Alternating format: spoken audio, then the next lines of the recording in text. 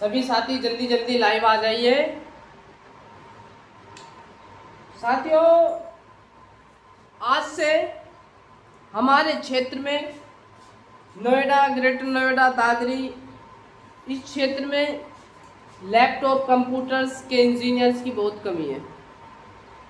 तो मैंने ये एक शुरुआत की है जो आप लोगों की सहायता से हो रही है, और आप लोग अगर सहयोग करेंगे तो ये आगे तक चलती रहेगी बढ़िया अच्छी तरीके से। हमने एक शुरुआत करी है कि सभी लैपटॉप के इंजीनियर बने, और जो कि हम ड्यूटी या देखते हैं नौकरियों में 10-12 हज़ार रुपये मिलते हैं, 8-12 घंटे जो है कैडा करके काम लेते हैं, फिर भी हमारी लाइफ जो है बेकार चल रही होती है। तो इसी को सोचते हुए मैंने आज से ऑनलाइन एक क्लास शुरू की है, जिससे कि आप घर बैठे दुकान भी खोल सकते हैं हमारी क्लास लेकर के। तो साथियों, आइए चलते हैं हम बोर्ड के ऊपर। शुरू से बिल्कुल बेसिक से मैं आपको बताऊंगा कि क्या करना है। आपको सही रास्ते पे चलना है, सही रास्ते पे। एक कहावत है कि जब गलत पासवर्ड से एक छोटे से मोबाइल का पासवर्ड नहीं खुलता। तो साथियों, गलत कर्मों से जन्नत के दरवाजे कैसे खुलेंगे? आइए इसी के चलते हुए बिल्कुल बेसिक से मैं आपको लेके चलूंगा। सबसे पहले जो मेन कुछ पॉइंट्स हैं उनको नोट करते हैं। आपने जब लैपटॉप आप के पास होगा तो लैपटॉप को जब चार्ज करते हैं तो एक अडोप्टर लगाते हैं चार्ज करने के लिए। अब जैसे ही अडोप्टर हमें यहाँ, ये हमारा अडोप्टर है, ये अडोप्टर लगाया हमने तो यहाँ 19 वोल्ट की सप्लाई हमें जो है मिलती है। अडोप्टर पे एक पॉइंट होता है, उस पे जाता है, तो उसके बाद एक कोयल लगी होती है, कोयल। इसे जोनेटिक लाइटर होता है इसका L। अब मैं आपको ये भी बताता चलूँ, मैं साथ के साथ जो भी कंपोनेंट्स लगे होंगे सभी कंपोनेंट्स के साथ में साथ वर्क क्या होता है, क्या काम होता है, कैसे काम करता है, ये भी मैं आपको बताता चलूँगा। ये इसका काम होता है सप्लाई को स्मूथली, मतलब जो सप्लाई है वो डायरेक्ट ना जाके स्मूथली आराम से सप्लाई को ऐसे आगे की तरफ भेजती है। भेजने का काम कोयल का होता है। इस कोयल के बाद एक मोसफेट लगा होता है। अब मैं बता देता हूँ, ये मोसफेट 3 पिन का भी होता है, 4 पिन का भी होता है, पर लेकिन सबसे पहले जो सेक्शन होता है वो वोल्टेज सेक्शन होता है। और वोल्टेज सेक्शन में 4 पिंस दोनों साइड होती है, यानी कि ये मोसफेट 8 पिन का होता है।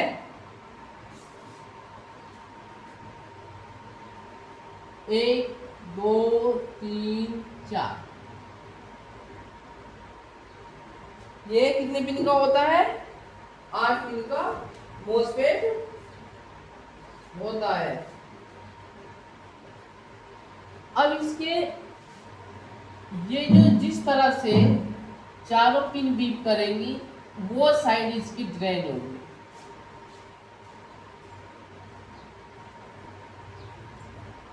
जिस तरह से 3 पिन बीप आपस में करेगी, मल्टीमीटर को बीप रेंज पर सेट करके चेक कर लेना है।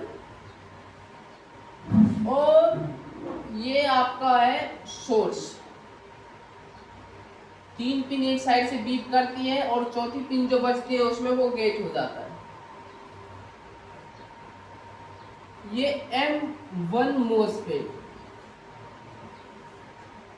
अब मोसफेट का काम क्या होता है, मोसफेट वर्क कैसे करता है।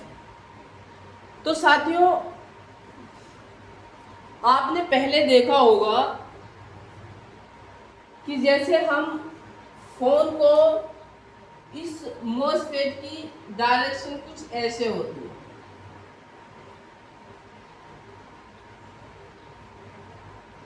मतलब जो है, मैं आपको समझाना चाहता हूँ अच्छी तरीके से कि ये मोसफेट सप्लाई से कन्वर्सेशन करता है। कन्वर्सेशन करने के बाद ही सप्लाई को आगे की तरफ सेंड करता है। फिर सेकंड मोसफेट है। पूरी क्लास में आपको मोसफेट की पूरी क्लास के बारे में भी बताऊंगा। मोसफेट के ऊपर भी क्लास चलेगी, इन कंपोनेंट के बारे में भी। पहले मैं आपको बेसिक बता देता हूँ, उसके बाद में कंपोनेंट्स के बारे में आपको बताऊंगा। ओके। और यहाँ हमारा ये सोर्स टू सोर्स सप्लाई जाएगी।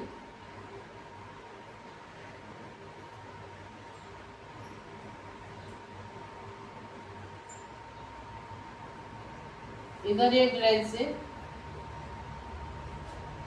पहुंच जाएगी। ये साइड, ये बात ध्यान रखनी है, जो पिन एक साइड से चारों पिन आपस में बीप करती है वो मोसफेट की ड्रेन होता है। दूसरी साइड से सिर्फ 3 पिन ही आपस में बीप करेंगी, चौथी पिन भी आपस में बीप नहीं करेगी। जो ये 3 पिन होगी ये सोर्स होगा, और जो लास्ट में एक पिन बचेगी वो 8वीं पिन, वो उस मोसफेट का गेट होगा। गेट के बाद एक रजिस्टर लगा होगा जिसे पीआर, इसे कॉमन पॉइंट भी बोलते हैं। मैंने आपको बताया था कि इसके बाद सप्लाई जो है बैटरी सेक्शन पे, एलवीडी से। चलो पहले मैं उसे ही बता देता हूँ आपको। जो नए स्टूडेंट्स हैं, जो नए लोग हमारे यूट्यूब चैनल पर जुड़ रहे हैं, उन्हें नहीं पता होगा। यहाँ हमारी सप्लाई जाने के बाद ये हमारा एक वोल्टेज सेक्शन का कॉमन सा एक सेक्शन है, छोटा सा, जिससे कि सप्लाई आउटपुट कैसे जाती है। अब यहाँ से सप्लाई हमारी, अब यहाँ से होते हुए 19 वोल्ट की सप्लाई आएगी। अब इस कॉमन पॉइंट पर, इसे पीआर बोलते हैं, इस कॉमन पॉइंट पर सप्लाई आने के लिए इन मोसफेट को एक आईसी लगी होती है, आईसी से परमिशन लेनी होती है। एक आईसी होगी जो आईसी इनका गेट इनेबल करेगी। जैसे ही, और इस आईसी की सप्लाई यहीं से आएगी।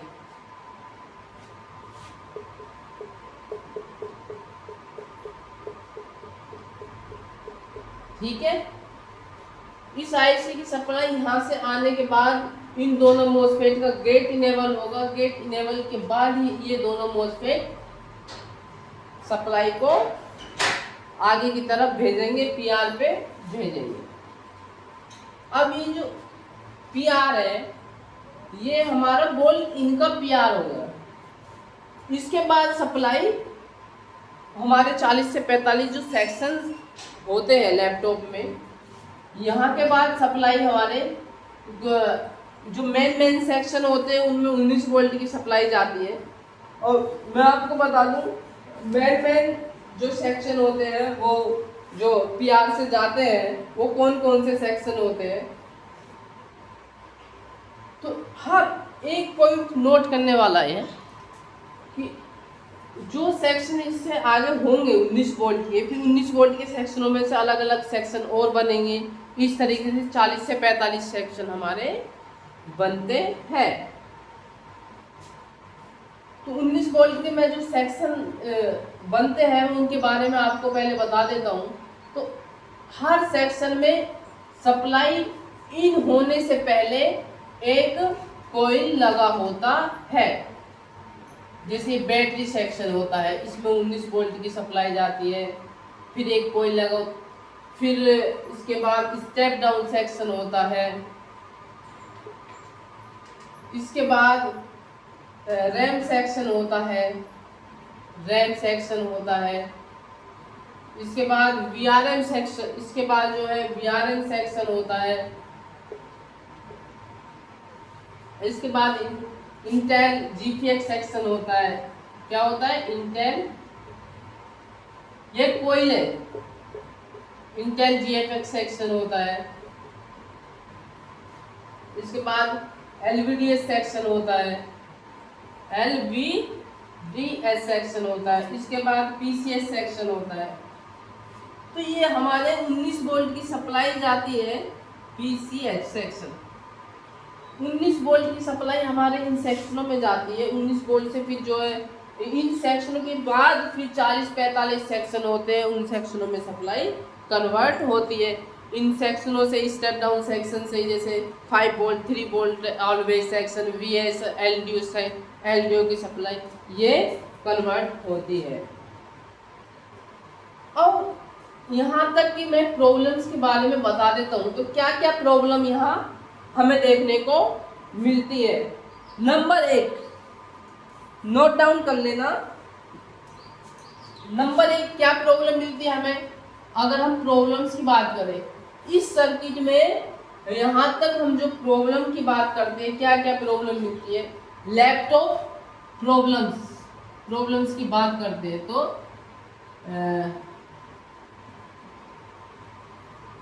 Number 1 dead problem. क्या है? Dead problem.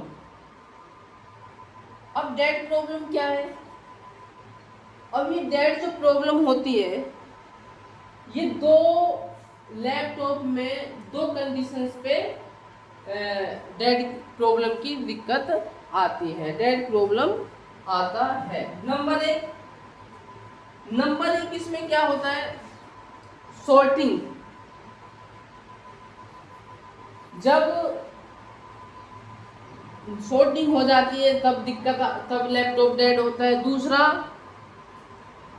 वोल्टेज जब कॉमन पॉइंट पर नहीं मिलता। दूसरा, वोल्टेज जब कॉमन पॉइंट पे नहीं मिलता। ये पीआर जो है 19 वोल्ट, इसे कॉमन पॉइंट भी बोलते हैं। जब इस पे कॉमन पॉइंट, या तो इस पे जब कॉमन पॉइंट नहीं मिलता, जब डेड की प्रॉब्लम होती है, या कहीं इससे आगे या पीछे कोई से भी सेक्शन में शॉर्टिंग हो जाती है, जब प्रॉब्लम्स, डेड की प्रॉब्लम्स मिलती है। अब बात ये डेड्स की प्रॉब्लम यहाँ मिलती है। दूसरा, इसमें प्रॉब्लम जो मिलती है, एक डेड की प्रॉब्लम होगी, शॉर्टिंग प्रॉब्लम होगी, और इसके बाद है चार्जिंग प्रॉब्लम। शॉर्टिंग प्रॉब्लम बता दिया, शॉर्टिंग प्रॉब्लम होगी पहला, दूसरा, तीसरा। चार्जिंग प्रॉब्लम, तीसरे पे चार्जिंग प्रॉब्लम मिलती है। चार्जिंग प्रॉब्लम में क्या होता है?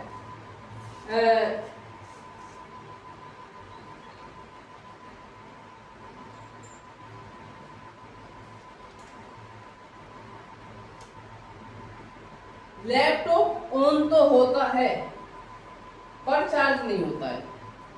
चार्जिंग प्रॉब्लम में क्या होता है? लैपटॉप ऑन तो होता है पर चार्ज नहीं होता है। तो इसके लिए वोल्टेज सेक्शन रेस्पॉन्सिबल होता है, यानी कि ये सेक्शन इसके लिए रेस्पॉन्सिबल होता है कि पीछे इस पे या तो फ्यूज खराब हो सकता है, या इसका गेट इनेबल नहीं हो सकता, या इस ट्रैक पे दिक्कत हो सकती है। तो हम इन सभी को चेक करना, हम क्या करते हैं, अगर जैसे चार्जिंग प्रॉब्लम होती है तो हम क्या करते हैं, इसको चेंज करते रहते हैं। फर्स्ट मोसफेट को चेंज करते रहते हैं, प्रॉब्लम फिर भी सोल्व नहीं होती। तो इस मोसफेट से चेंज करने से पहले हमें जो इस पे सप्लाई वीसीसी, इसको आईसी को वीसीसी सप्लाई मिलती है, ये सप्लाई चेक करना है। इसके बाद ये सप्लाई ओके है तो इन दोनों मॉसफेट के गेट इनेबल कर देखने हैं कि इन दोनों मॉसफेट के गेट इनेबल है कि नहीं। उसके बाद हमें ये चेंज करने की बजाय पहले ये चेक कर लेना है, उसके बाद M1 मॉसफेट को चेक करना है। अगर प्रॉब्लम है तो इसे चेंज कर देना है। इसमें dead problem, shorting problem, charging problem, एक प्रॉब्लम और आती है some time charging, some time charging,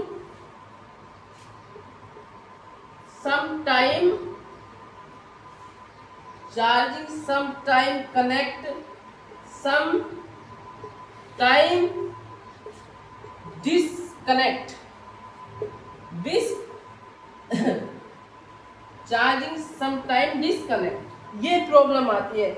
यानी कि चार्जर को जब कनेक्ट करते हैं, जब चार्जर को कनेक्ट करते हैं तो कभी चार्जिंग पकड़ लेता है, कभी चार्जिंग छोड़ देता है, ये इसमें प्रॉब्लम्स आती है।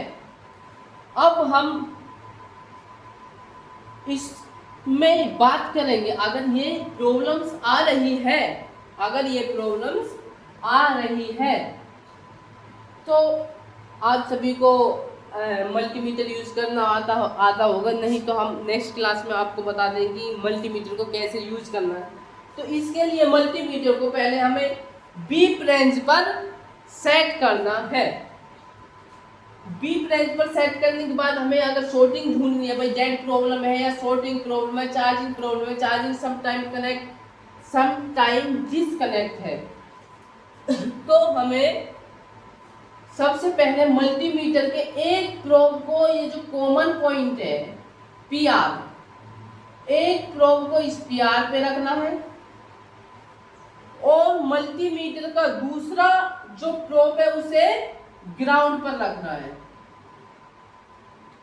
अगर ये बीप करता है, अब पहले अगर ये आउटपुट से बीप करता है तो समझो कि प्रॉब्लम 90% प्रॉब्लम आउटपुट सेक्शन में है।